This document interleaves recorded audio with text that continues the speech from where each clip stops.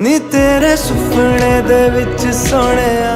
বলিউডে শুরু হতে চলেছে এক নতুন যুগ, যেখানে পাঠান, টাইগার, কবির আর নতুন গুপ্তচরেরা একসাথে আসছে এক বিশাল যুদ্ধের ময়দানে।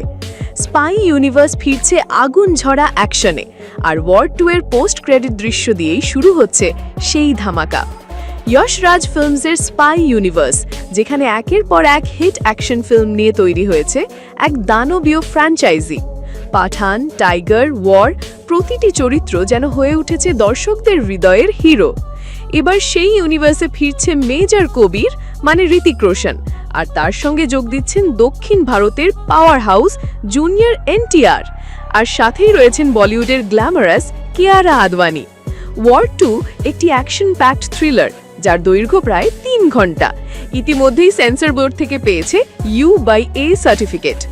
কিন্তু আসল চমক লুকিয়ে আছে ছবির শেষের পোস্ট ক্রেডিট দৃশ্যে।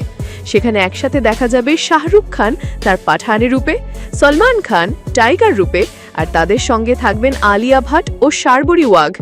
এই চারজনের উপস্থিতি জানিয়ে দেয় স্পাই ইউনিভার্সে এবার শুরু হচ্ছে এক নতুন অধ্যায়।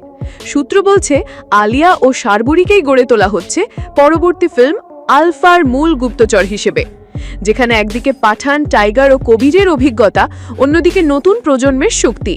এই কম্বিনেশন বলিউডের স্পাই ইউনিভার্সকে নিয়ে যাচ্ছে এক নতুন উচ্চতায়।